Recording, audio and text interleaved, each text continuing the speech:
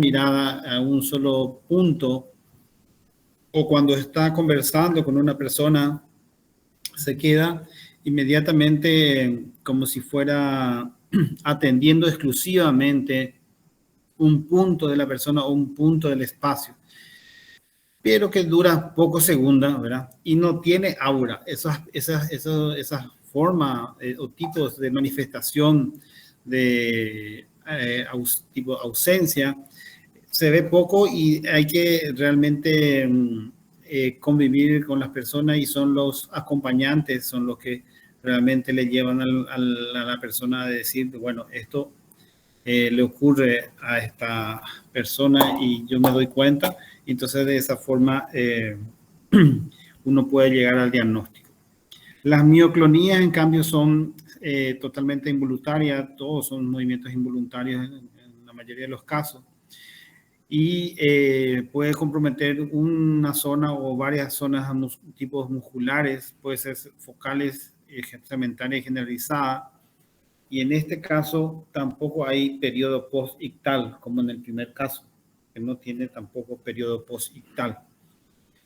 ¿Alguien puede decirme qué significa post-ictal? ¿Qué entienden ustedes por un periodo post-ictal? ¿Alguien le puede describir eso?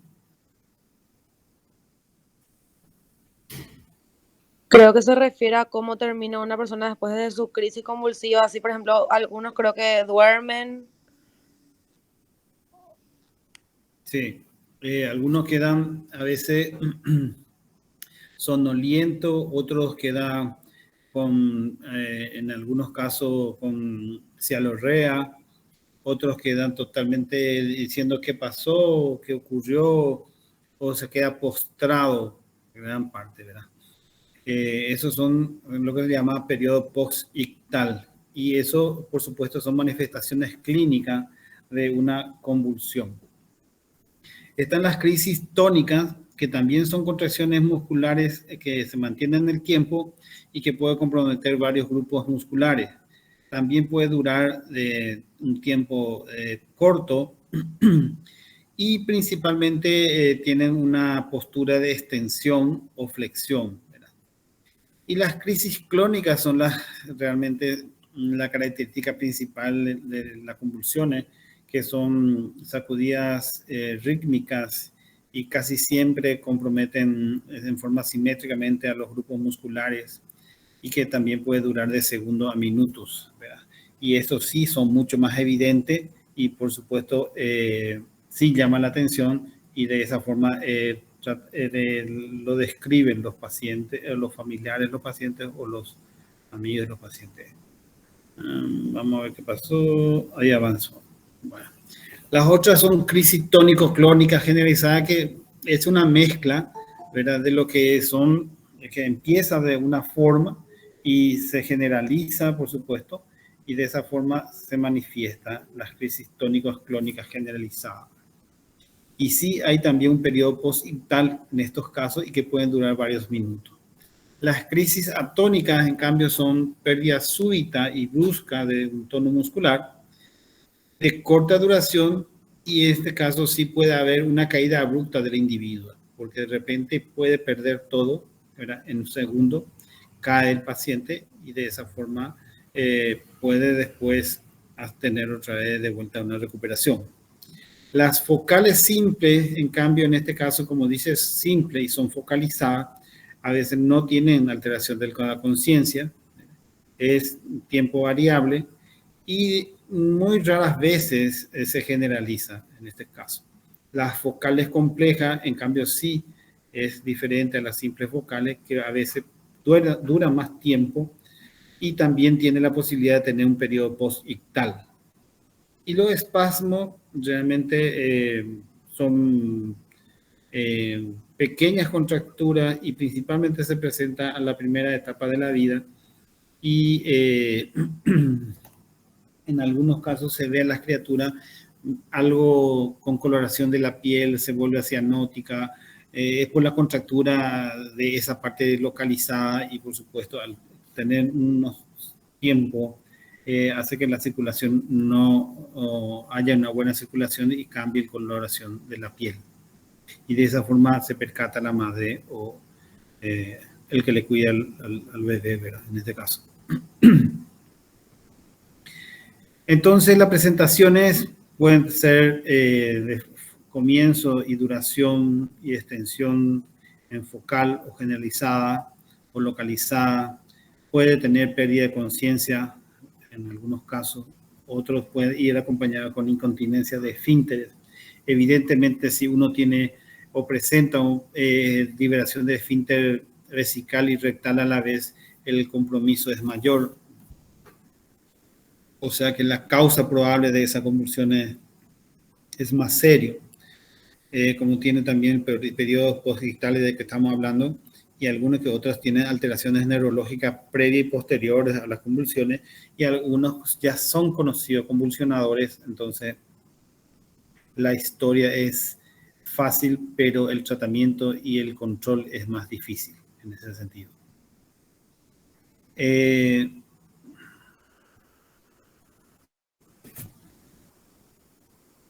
Los aspectos de manifestaciones, de acuerdo a la historia, como hemos hablado, algunos ya tienen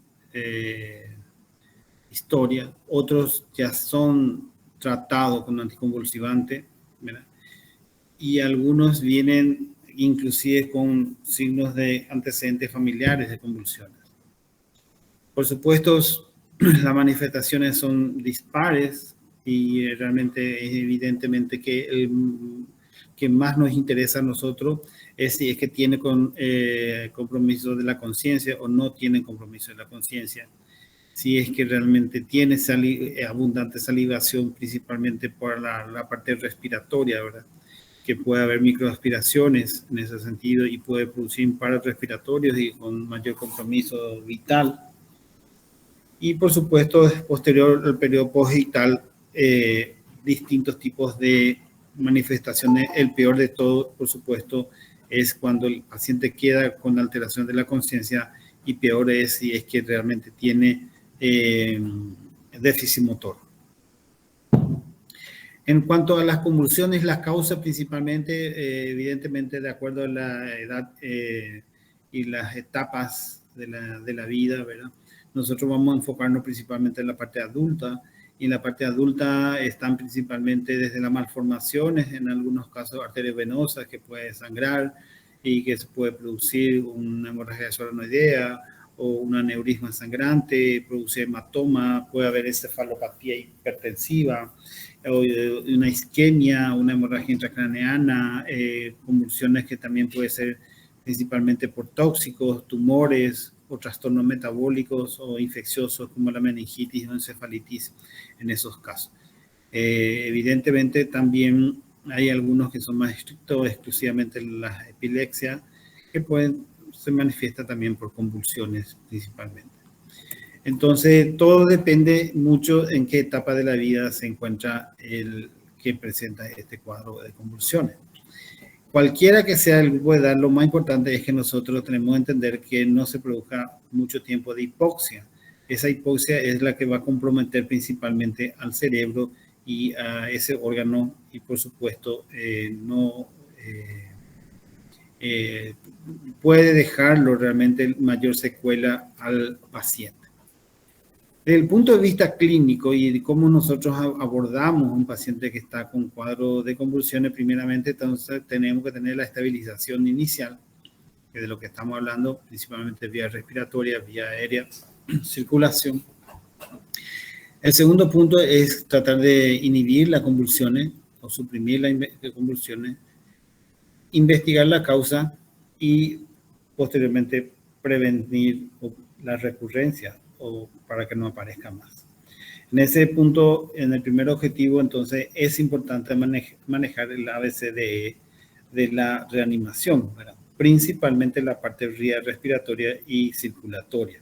Por supuesto, evidentemente que a medida que pasa el tiempo también tenemos que evaluar lo que es el cuadro neurológico, y principalmente estaba la base ahí en la escala de Glasgow. Cuando el paciente convulsiona y tiene déficit motor posterior a la convulsión, evidentemente que la causa puede ser directamente la parte cerebral. En ese primer objetivo y el primer paso, como vemos, la vía aérea, señalable y ventilar al paciente. Asegurar que sí o sí penetre oxígeno y ese paciente pueda oxigenar y no tener una obstrucción en la vía.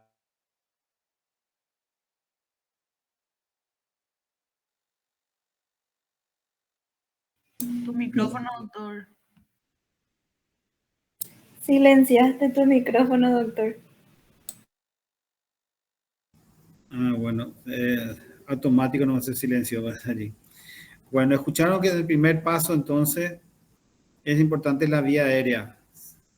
La vía aérea de lo que estábamos hablando en el tema de oxigenación, evaluar en la boca si no hay obstrucción, si no hay a veces cuerpo extraño que hace que produzca esa obstrucción y por hipoxia el paciente de edad esté haciendo las convulsiones. El segundo paso es directamente administrar el oxígeno y evaluar la ventilación y si es necesario asistirle, ya sea manualmente haciendo AMBU o evidentemente intubar al paciente. Estos signos vitales es importantísimo en ese sentido cuando ya el paciente ya está en una unidad de asistencia de la urgencia o más todavía si está en un lugar de mayor monitorización. Si el paciente no está cediendo, el paciente no está recuperando, sí o sí es importante tener un acceso venoso porque puede repetir las convulsiones y evidentemente hay que prevenir con alguna medicación.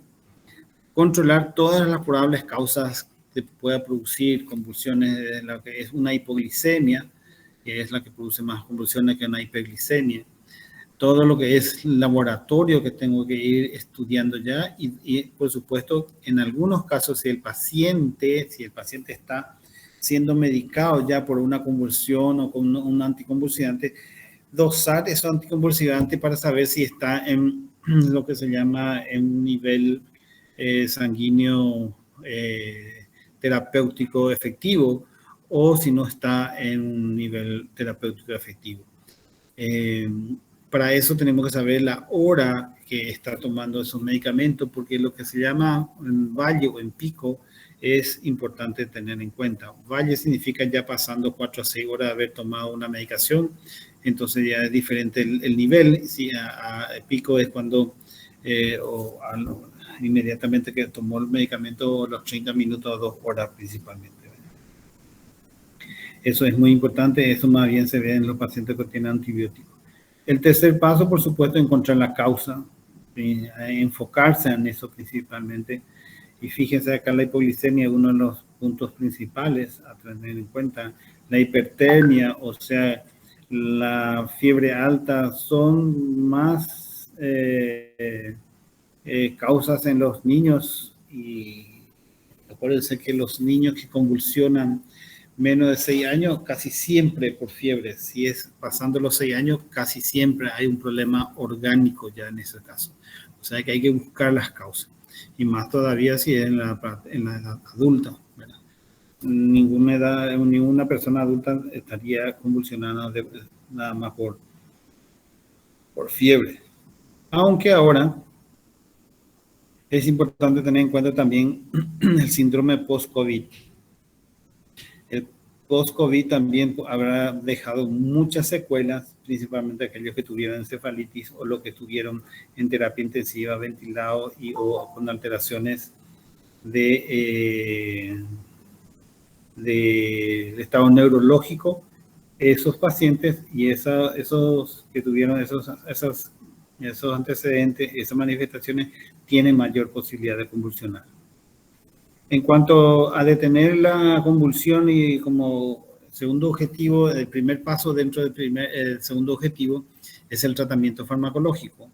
Entonces, la primera medicación, si es que tenemos a mano, es los derivados benzodiazepínicos, que es el lorazepam, que puedo usar lorazepam o midazolam o diazepam.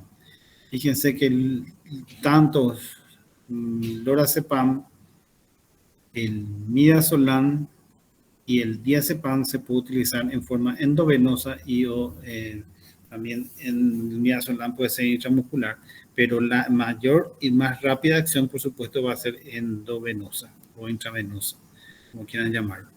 Entonces ahí tienen la dosis para cómo puede hacer. ¿Y cuál es el efecto que nosotros tenemos que observar como efecto colateral de estos anticonvulsivantes? ¿Cuál podría ser la causa, el efecto principal que ocasiona esto? Efecto colateral de estas derivadas de benzodiazepina.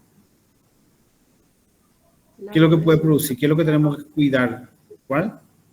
La depresión respiratoria. Muy bien, la depresión respiratoria, o sea, el paro respiratorio.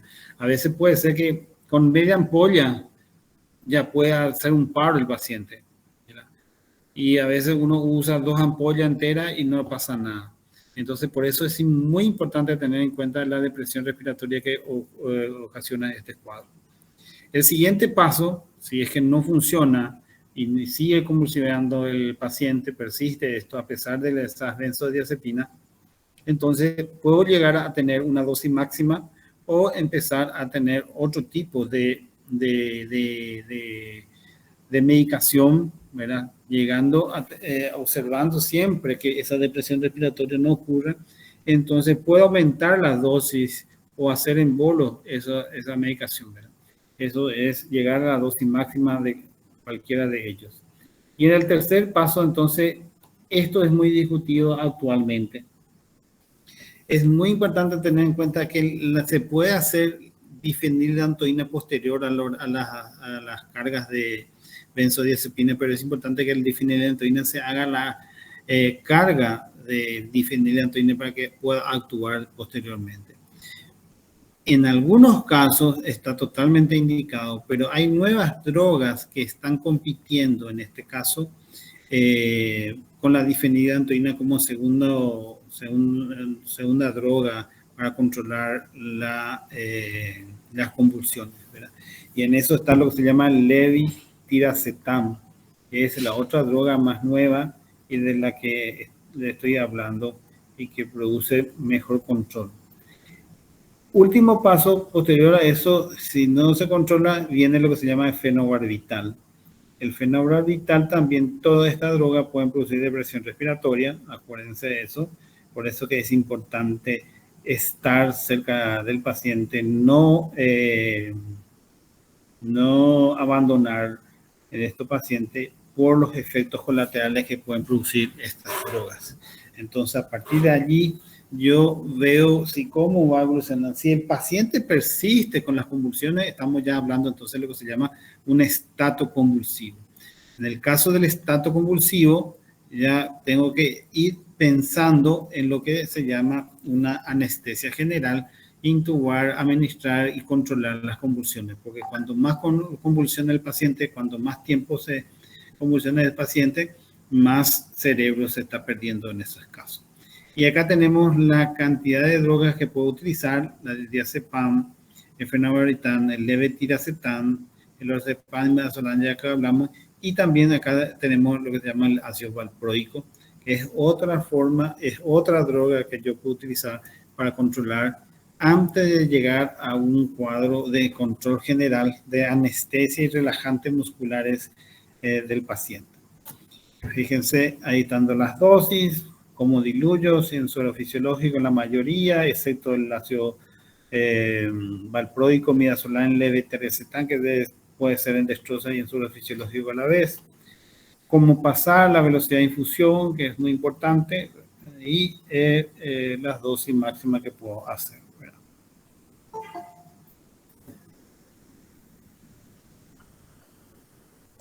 Doctor, ¿será que le podés aceptar a una compañera que... Ahí a María Cano acabo de aceptarle, porque Gracias. recién me sonó. Entonces, bueno, entonces estos son las drogas principalmente y los efectos adversos que ya le he hablado, que es muy importante tener en cuenta.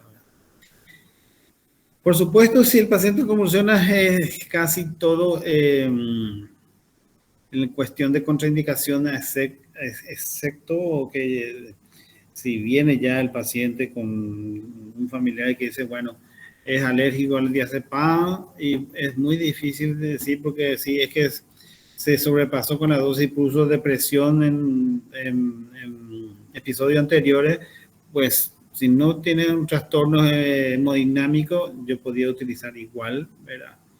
A no ser que diga que tengo una hipersensibilidad y por culpa de diazepam hizo un shock, y eso es otra cosa, ¿verdad?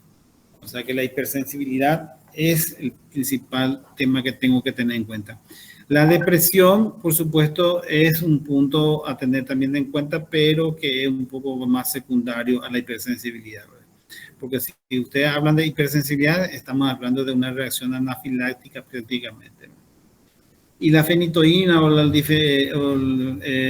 esto principalmente hay que tener en cuenta por el síndrome de Stevens-Johnson. De hecho, eso cada vez menos se está utilizando por ese cuadro grave que se produce, lesiones ampollosas de la piel posterior a la fenitoína, ¿verdad? Entonces, por eso está reemplazándose por levetiracetam, ¿verdad?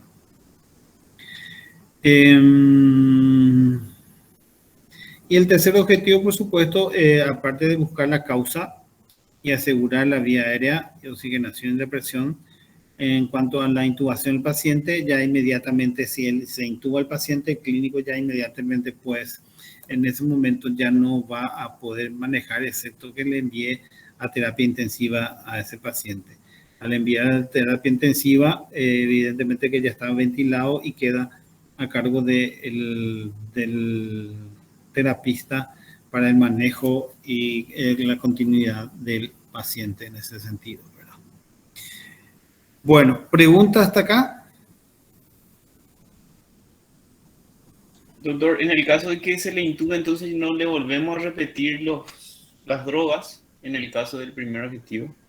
No, si está intubado y sigue convulsionando, usted tiene que mantener ya un goteo de esas drogas. Por eso es importante ver quién se puede gotear, porque ya estando intubado, vos ya está asegurando la vía aérea y la ventilación manualmente, por lo menos al comienzo. Y mientras ese tiempo que dure que vos pueda buscar una cama en terapia intensiva o derivar un paciente de un lugar a otro centro de alta complejidad, entonces vos ya aseguraste la vía aérea y le está ventilando. ¿Me entendés? Ese es el principal objetivo, ¿verdad? Mientras vos le estás siguiendo con el anticonvulsivante, porque solamente con el anticonvulsivante vos vas a suprimir las convulsiones. Si vos le relajás, no querés ver las convulsiones y le administrar relajantes musculares, el paciente no deja de convulsionar. El paciente igual va a tener secuelas por convulsiones. Si vos le relajás, porque son secundariamente lo que vos no ves son las manifestaciones, que son las contracturas musculares, ¿verdad? Entonces, no está el problema en los músculos, el problema está a nivel cerebral, que pues igual se tiene que estar, se va a producir las lesiones. Entonces, ¿cómo te va a dar cuenta todo eso? Y es porque tenés que hacer un estudio que se llama electroencefalograma, ¿verdad? El estudio del electroencefalograma, el paciente que estando en este caso ya sedado, relajado, entonces se hace para saber si se dio las convulsiones o no se dio las convulsiones en ese sentido. Porque está ventilado, está anestesiado el paciente. La única forma es que vos sepas por un estudio de electroencefalograma. Ya, doctor. Gracias, entendí. ¿Otra pregunta?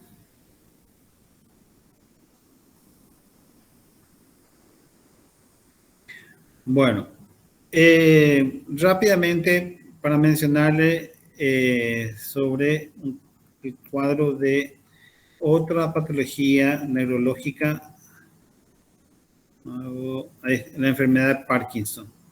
La enfermedad de Parkinson realmente es una enfermedad con disminución de la dopamina en el sistema nigroestriatal y esto hace que aumente la actividad de la acetilcolina.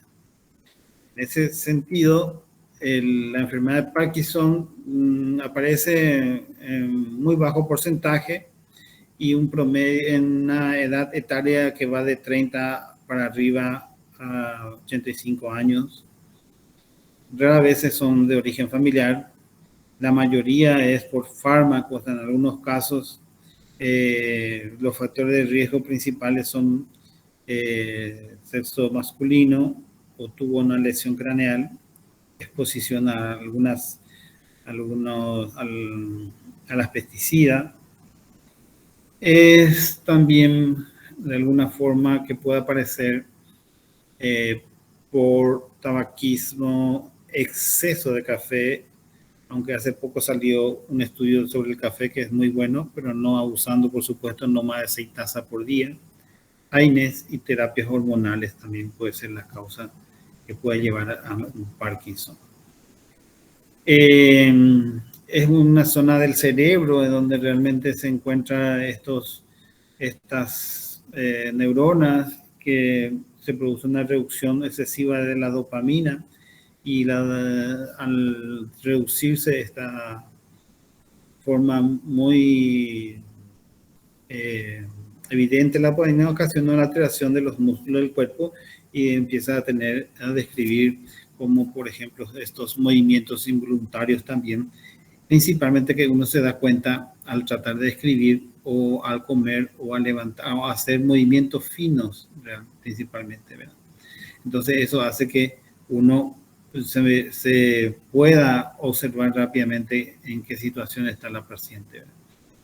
Esa producción deficitaria de la dopamina, principalmente la sustancia gris, la sustancia negra, como puede tener manifestaciones a nivel del cerebelo, del lóbulo frontal y la médula espinal, donde las neuronas transmisoras y receptoras hace que se produzca una función excitatoria de la acetilcolina y de ahí que se alteran los movimientos, principalmente del grupo muscular que va a afectar, ¿verdad? Y eso hace que también la alta concentración de la acetilcolina produzca lo que se llama un petit mal y un mal Parkinson en sí, ¿verdad? O sea, los movimientos finos, pequeños y los movimientos grandes que se suele ver cuando el paciente tiene Parkinson. También es importante tener en cuenta que los síntomas son muy frecuentes cuando se hace evidente. Y por supuesto el diagnóstico también es netamente clínico. En la anatomía patológica se ve, raras veces se pide una biopsia del encéfalo para llegar a esto, pero principalmente se ve una atrofia frontal con pérdida de la melanina en el mesencéfalo, también la degeneración de las células del cuerpo de Lewy, que son frecuentes en la anatomía patológica si es que se llega a diagnóstico o a la biopsia cerebral. Evidentemente que esas pacientes que tienen disfunción o una actividad anormal de la sinasa también tienen algunos factores ambientales que hacen que el paciente pueda llegar a tener más convulsiones o más movimientos involuntarios, no convulsiones, más movimiento involuntario a esto. Pero la característica principal va en lo que se llama la lentitud y progreso del movimiento, de lo que se llama bradicinesia, o el paciente se siente cada vez más rígido, el paciente se quiere encurvarse cada vez más, ¿verdad? Y cuando el paciente se encurva, por supuesto, ¿qué es lo que hace? Aumenta la base de la sustentación y medio abre la pierna como para sostenerse y puede caminar así. También tiene los temblores en reposo, puede haber un desequilibrio en el equilibrio postural, como ya le estaba diciendo, y puede tener caída frecuente en ese tema. Y al comienzo también puede tener salivación y problemas en la comunicación principalmente, para articular las palabras. Entonces,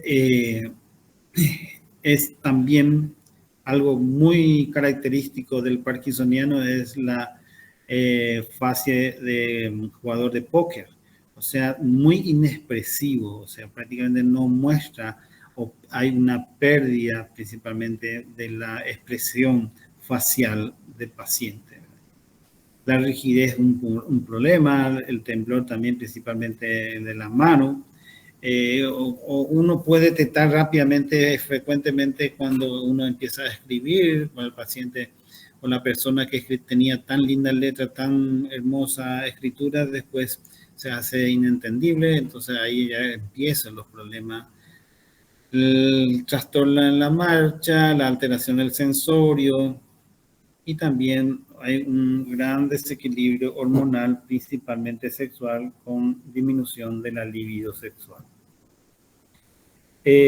Otro punto importante es que, fíjense en esta figura cómo va encurvándose, cómo se va para adelante y tiene una disfunción autonómica, ¿verdad? También tiene estreñimiento, o sea, lorrea, como yo le estaba diciendo, y en algunos casos acnea, y eso es lo más importante a tener en cuenta, porque puede producir isquemia, hipoxia y paro respiratorio principalmente.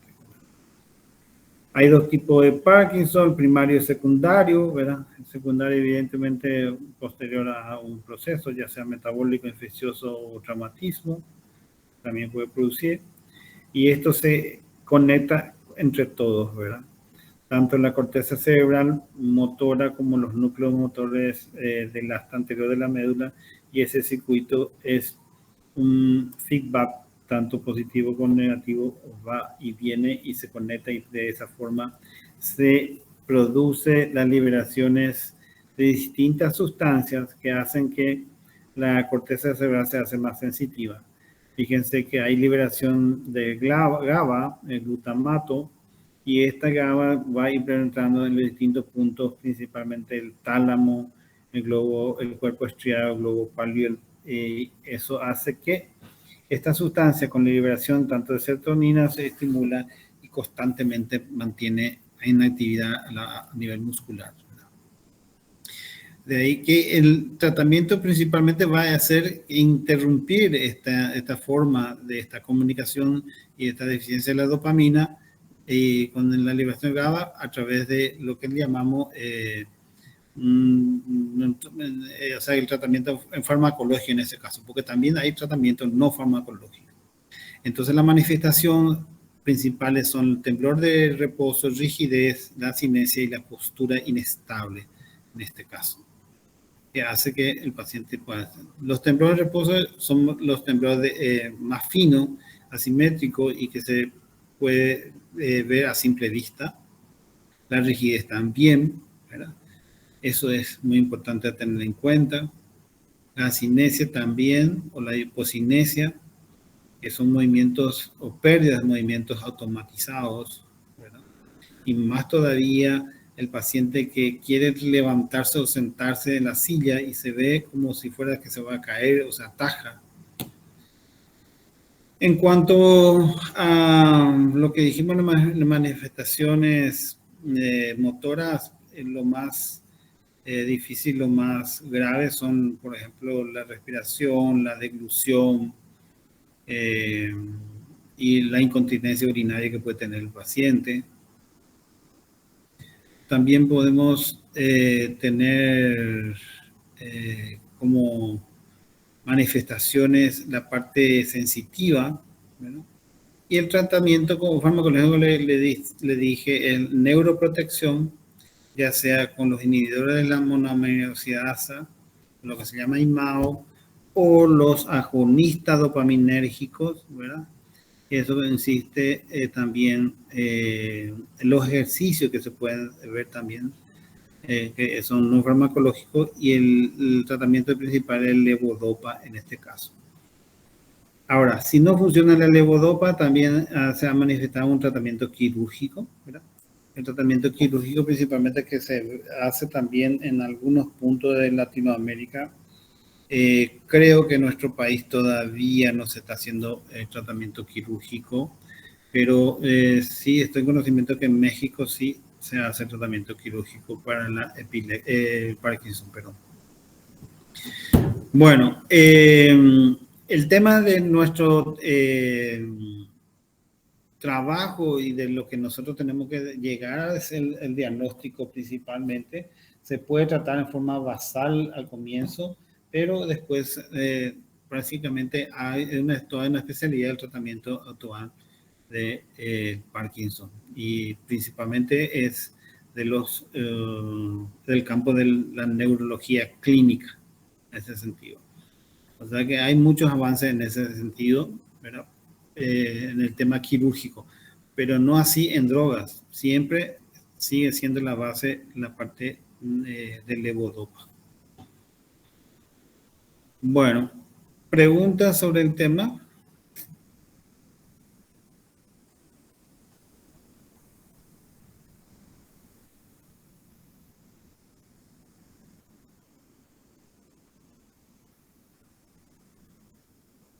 No hay preguntas.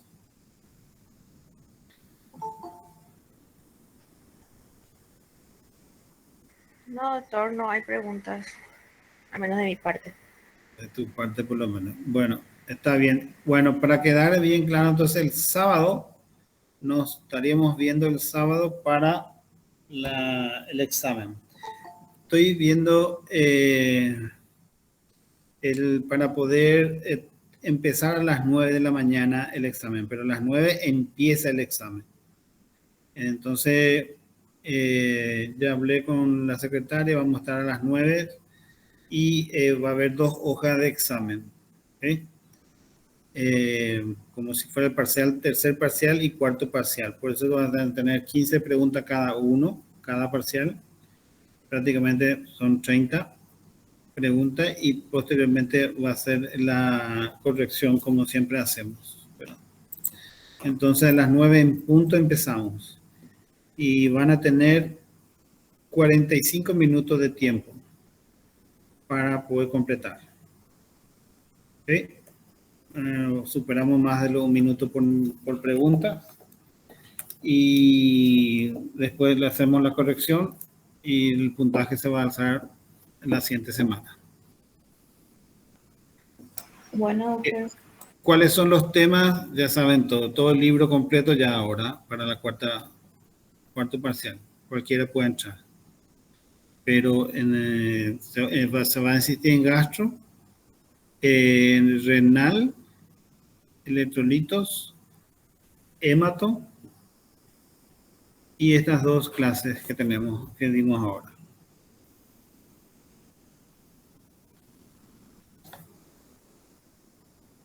¿Estamos? Sí, doctor. Sí, doctor. Bueno, lean entonces. Por fin van a leer clínica médica para el parcial. Porque todo el mundo lee pediatría, lee gineco, lee todas las otras materias menos clínica, me dijeron. ¿Cierto eso, No, no, es cierto. No, Mentira, clínica de regente, doctor. Bueno, vamos a ver. Dale, nos vemos el sábado. Dale, doctor. Dale, doctor, gracias. Gracias. Hasta luego, doctor.